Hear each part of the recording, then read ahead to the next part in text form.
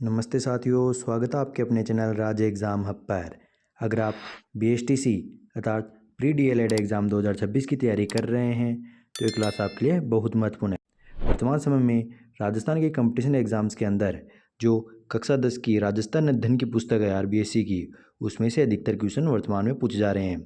तो आज हम राजस्थान अध्ययन की कक्षा 10 की किताब से राजस्थान के लोक देवता एवं संत संप्रदाय के महत्वपूर्ण वन लाइनर क्वेश्चनों के बारे में चर्चा करेंगे। तो क्लास को पूरी देखिएगा क्योंकि ये सभी वन लाइनर क्वेश्चन बहुत महत्वपूर्ण है। इनको आप सीधे सीधे याद रख लेंगे तो भी आपके एग्जाम्स में क्वेश्चन गलत नहीं होंगे। तो ज़्यादा बातें ना करते हुए आइए क्लास को शुरू करते हैं। तो देखिए इसमें पहला क्वेश्चन, राजस्थान के किन लोक देवताओं को पंचपीरों में शामिल किया गया है।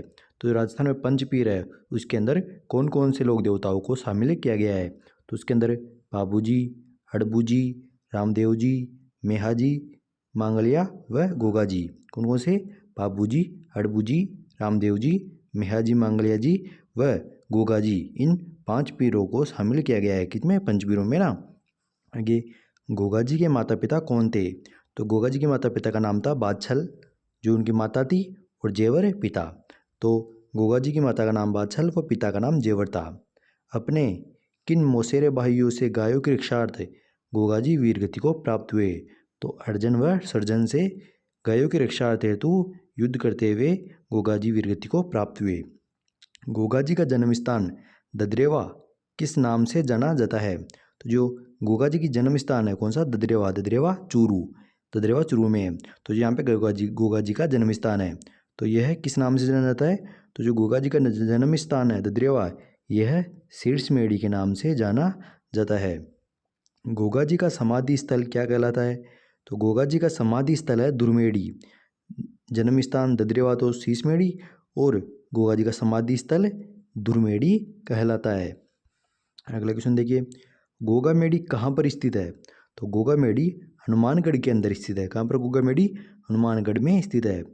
गोगा नवमी कब मनाई जाती है। तो भाद्रपद कृष्ण नवमी को। कब? भाद्रपद कृष्ण नवमी को गोगा नवमी मनाई जाती है। गोगा जी को किन उपनामों से संबोधित किया जाता है।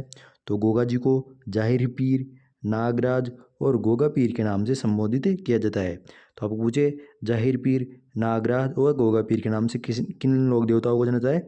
तो जाहिर पीर, नागराज व गोगा पीर के नाम से गोगा जी को जाना जाता है।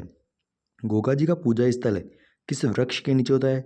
तो गोगा जी का पूजा स्थल यह खेजड़ी वृक्ष के नीचे होता है। और गोगा जी का प्रतीक किसे माना जाता है। तो भाला लिए अश्वारोही अर्थात सर्प को गोगा जी का प्रतीक माना जाता है। अगला, तेजा जी का जन्म स्थल कौन सा है। तो तेजा जी का जन्म हुआ था खड़नाल नागौर में। कब? माघ शुक्ल चतुर्दशी 1073 ईस्वी। कब? माघ शुक्ल चतुर्दशी को खड़नाल नागौर के अंदर तेजा जी का जन्म हुआ था। तेजा जी के माता पिता कौन थे। तो तेजा जी की माता का नाम था राम कौरी, और तेजा जी के पिता का नाम था ताहड़ जी, है ना। अगला क्वेश्चन देखिए, तेजा जी का ससुराल कहाँ पर था। तो तेजा जी का ससुराल था पनेर के अंदर। कहाँ पर था तेजा जी का ससुराल। तो तेजा जी का ससुराल था पनेर में। तेजा जी की पत्नी कौन थी। तेजा जी की पत्नी का नाम था पेमल। तेजा जी ने किसकी गायों की रक्षा की थी। तो तेजा जी ने लाछा गुजरी की गायों की रक्षा की थी। किस स्थान पर सर्पदंश से तेजा जी की मृत्यु हुई थी। तो सुरसुरा के अंदर। कहाँ पर? सुरसुरा के अंदर सर्पदंश से तेजा जी की मृत्यु हुई थी। तेजा दशमी कब मनाई जाती है। तो भाद्रपद शुक्ल दशमी को। तेजा दशमी कब आती है। तो भाद्रपद शुक्ल दशमी को तेजा दशमी आती है। अगला क्वेश्चन देखिए, तेजा जी को किस रूप में दर्शाया जाता है। तो तेजा जी को भाला लिए घुड़सवार जिनकी जीवा को सर्प डस रहा है, ऐसे रूप में तेजा जी को दर्शाया गया है। तेजा जी की तांती सर्पदंश के रोगी के किस पैर में बांधी जाती है। तो दाएं पैर में। बाबू जी का जन्म स्थान कौन सा है। तो बाबू जी का जन्म स्थान है कोलू गांव। कोलू गांव में बाबू जी का जन्म हुआ था। कोलू गांव है फलोदी में। कोलू। इतिहासकार मोहनोत नैणसी, महाकवि मोड़जी आसिया आदि ने बाबूजी का जन्म स्थान किसे बताया है। तो खारी खाबड़ का जूना गांव बाड़मेर। तो बाबूजी का जन्म स्थान वैसे तो कोलमन गांव बाड़मेर है, लेकिन इतिहासकार मोहनोत नैणसी और महाकवि मोड़जी ने आसिया ने बाबूजी का जन्म स्थान खारी खाबड़ जूना गांव बाड़मेर बताया है। बाबूजी का विवाह किसके साथ हुआ था? तो सोडी के साथ, है ना। किसकी गायों की रक्षार्थ बाबूजी ने प्राण गंवाए? तो किसकी गायों की रक्षार्थ तो बाबूजी ने अपने प्राण गंवाए थे? तो देवल चारण की। देवल चारण की गायों की रक्षार्थ के लिए लड़ते हुए बाबूजी वीरगति को प्राप्त हुए थे। देवल चारण की गायों को किसने चुराया था? तो जायल नरेश जिंदराव खिची ने। जायल नरेश जिंदराव खिची ने देवल चारण की गायों को चुराया था, जिनकी रक्षार्थ के लिए बाबूजी ने जिंदराव खिची से युद्ध किया और वीरगति को प्राप्त हुए थे। अगला, बाबूजी की घोड़ी का नाम क्या था? बाबूजी की घोड़ी का नाम था केसर कालमी। क्या नाम था बाबूजी की घोड़ी का नाम? महत्वपूर्ण है याद ना, बाबूजी की घोड़ी का नाम था केसर कालमी। बाबूजी का मुख्य पूजा स्थल कहाँ पर है? तो बाबूजी का मुख्य पूजा स्थल है कोल्लू। कहाँ है? कोल्लू फलोदी में, जहाँ पर इनका जन्म स्थान है ना। कोल्लू फलोदी में बाबूजी का मुख्य पूजा स्थल है।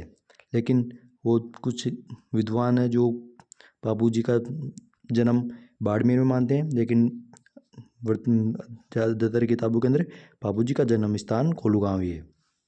मारवाड़ में सर्वप्रथम ऊँट लाने का श्रेय किसे जाता है? तो मारवाड़ में सर्वप्रथम ऊँट लाने का श्रेय भी किसे जाता है? बाबूजी को। और ऊँट के बीमार होने पर रात्रि में किसकी फट बाज जाती है? तो ऊँट के बीमार होने पर रात्रि में बाबूजी की फट का वाचन किया जाता है। और बाबूजी को किनका अवतार माना जाता है? ये थोड़ा महत्वपूर्ण, इसको याद रखना कि बाबूजी को लक्ष्मण जी का अवतार माना जाता है। देवनारायण जी के पिता किसके विरुद्ध संघर्ष में अपने 23 भाइयों सहित मारे गए थे? तो भिनाय के शासक के विरुद्ध।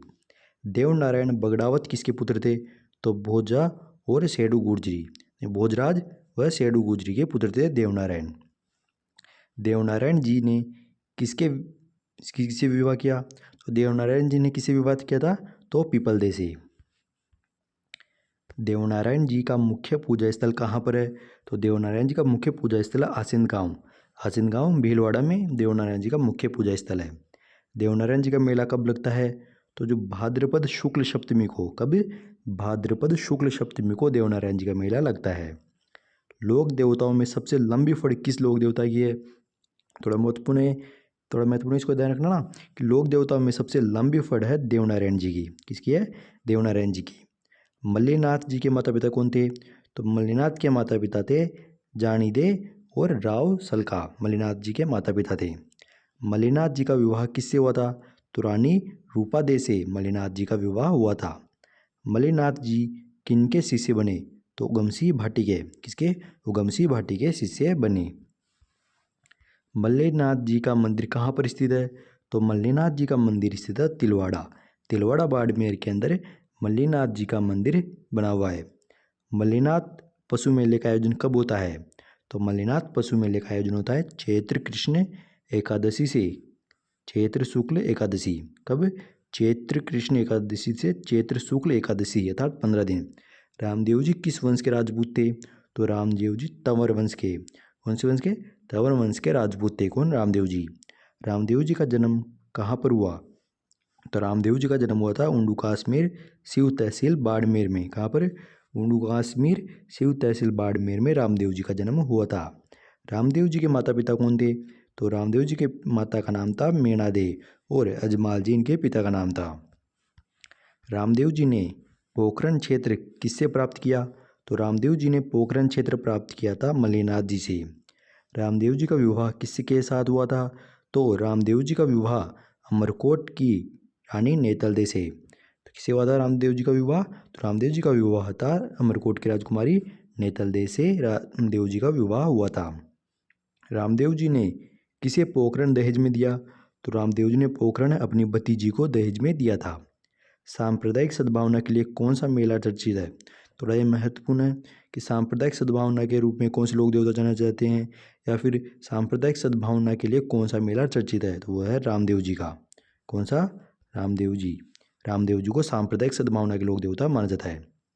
रामदेव जी ने समाधि कब ली? तो रामदेव जी ने समाधि ली थी भाद्रपद शुक्ल एकादशी को। कब? तो याद रखना, रामदेव जी ने समाधि ली थी भाद्रपद शुक्ल एकादशी 1458 को। भाद्रपद शुक्ल एकादशी के दिन रामदेव जी ने समाधि ली थी।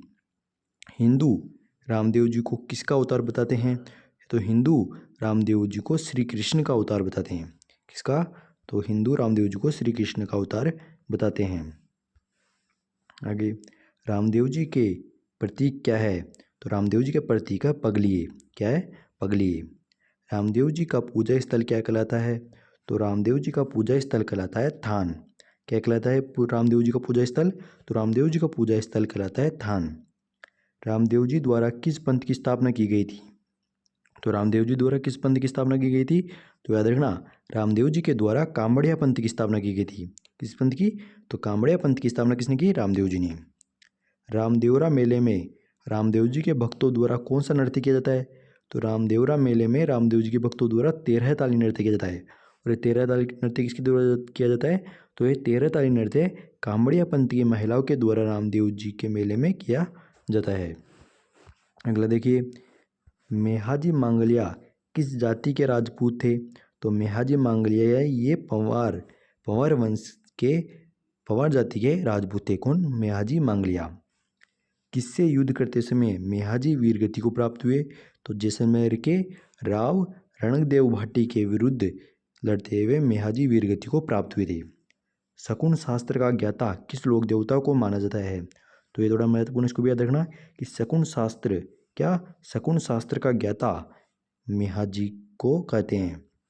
तो याद रखना, शकुन शास्त्र का ज्ञाता किस लोक देवता को माना जाता है? तो मेहाजी को शकुन शास्त्र का ज्ञाता माना जाता है। तो आज की क्लास यहीं समाप्त करते हैं।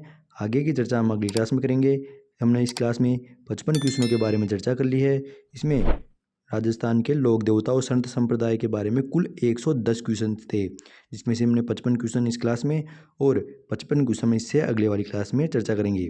तो अगर आपने अभी तक हमारे यूट्यूब चैनल को सब्सक्राइब नहीं किया तो सब्सक्राइब करना, ताकि अगली वीडियो भी आपको तुरंत प्राप्त हो सके। तो ज़्यादा बातें न करते हुए इस क्लास को यहीं समाप्त करते हैं।